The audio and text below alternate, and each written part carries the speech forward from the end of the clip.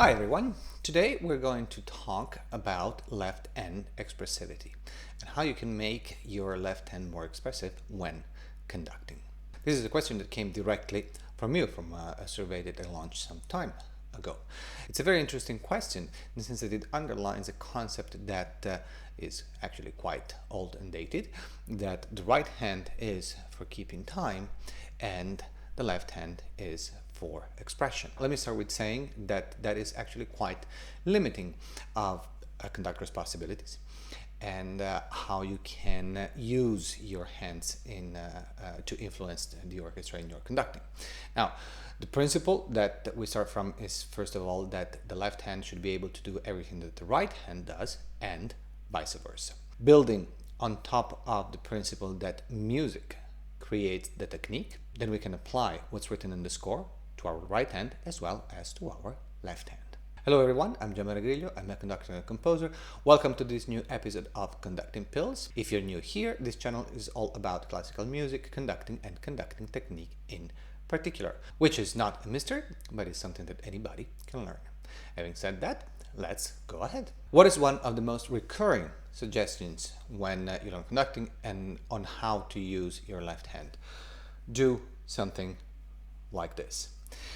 Honestly, I've played in several orchestras. Violin is my first instrument. I never really understood what that means. This kind of a gesture can be interpreted in so many different ways by many different players. For instance, do I have to play louder or do I have to play with more vibrato? It's open to interpretation and doesn't really tell much about the music, if anything. So to begin with, this is something that I would suggest avoiding. So how can you use your left hand effectively and expressively? To show you this, I took a brief excerpt from the first movement of Dvorak's Ninth Symphony. In this particular phrase, we're going to focus first on the flute line and then on the first violins line, and then we're going to go on. This is normally conducted in two.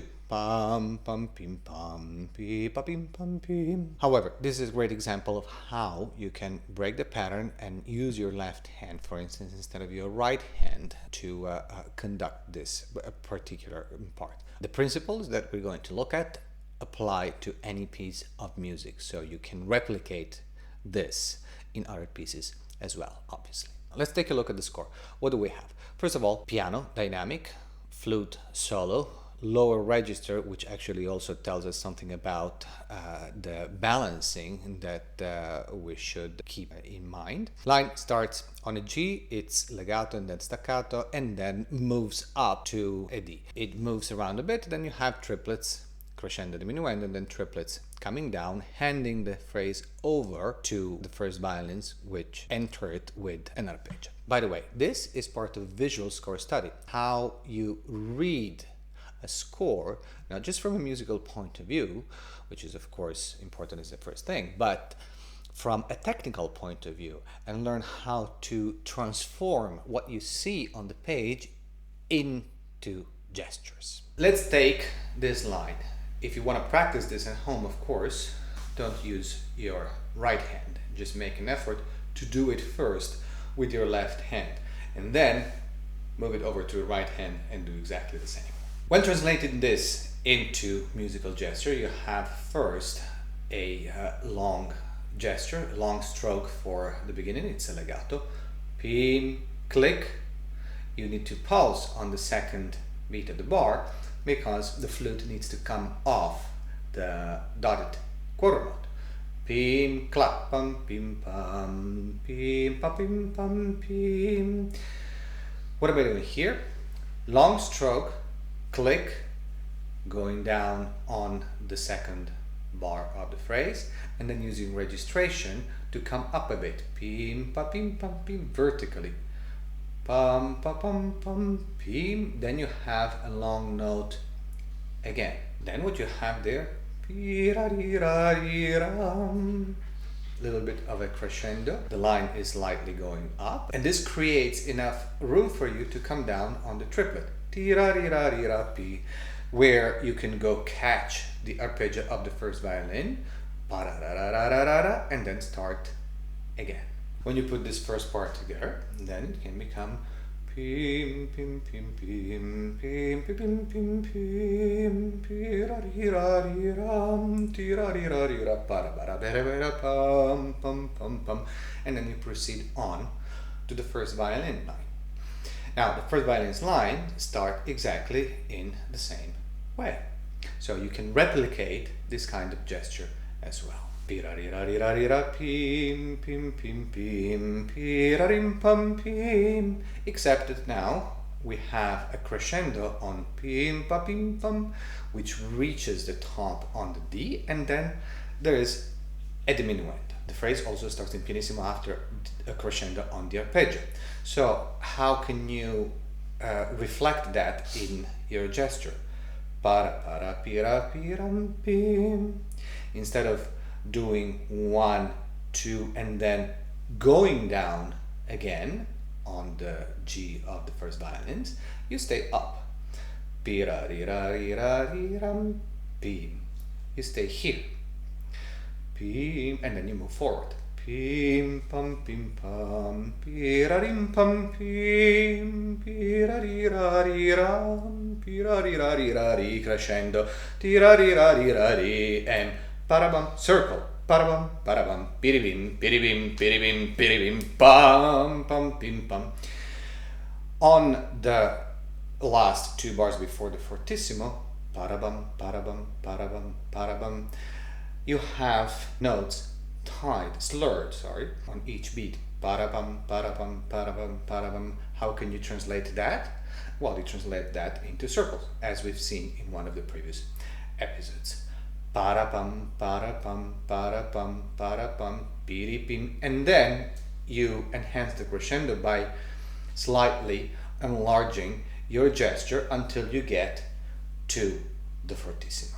When you put it all together, then it becomes pim pim pim pim pirarim pam pim pirariraram tirarirarira pira pira pira pira pim pam pam pam pirarim pam pim pirarirariram tirarirarirari crescendo tiraririraririm parabam parabam parabam parabam piribim piribim piribim piribim pam pam pim pam. When you want to practice this, of course, at least at first, you're gonna have to break it down.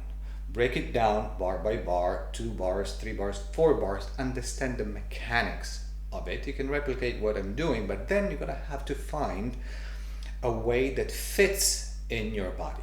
The movements and the principles stay the same, but because of the fact that we're all built in a different way, then trying to do exactly mechanically copy everything to the dot is not going to serve you very well. That could be a starting point, but then you need to feel it and ingrain it in your own body. Now that you've done this and broken it down and acquired it, felt it in your own left arm, you got to do the same thing with your right hand. Pim pim pim pim pirarim pam pim pirariraram tirarirarirarirarirarirarim pam pim pam tirarim pam pim pirariraram tirarirarim tirarirarim parabam parabam parabam parabam piribim piribim piribim piribim pam pam pim pam. You see, it's not just how to be expressive with the left hand. Both hands can be equally expressive, can equally keep the tempo when it's needed, pulse, and be expressive. That's a fundamental concept of conductive technique. You have 2 hands. You have to be able to use them both in the same way, because just because of a simple practicality. You're conducting the flute and then the first violins. So you could do the phrase first with your right hand with the flute and then move over to the first violins with the left hand.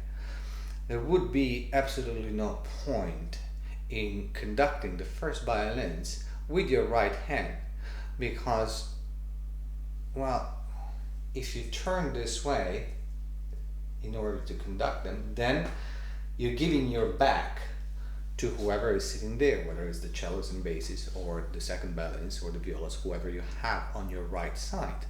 So then you lose the contact and lose the connection, and then they lose you, and then then they're gonna start going by themselves. To sum this up, the left hand expression is simply a technical aspect of conducting technique. It doesn't require anything but doing what's in the score. This is what visual score study is all about, and for this you can find a lot more videos and articles on my website. Thank you for watching. I hope you found this useful and perhaps challenging, in the sense that it's going to challenge your idea of conducting and of conducting technique. If you have any question or any comments, just write them down, and if you have any suggestion, I will do my best to incorporate into one of the next videos. I will see you in the next episode of Conducting Pills. In the meantime, be well, happy conducting, and be kind to yourself. Ciao.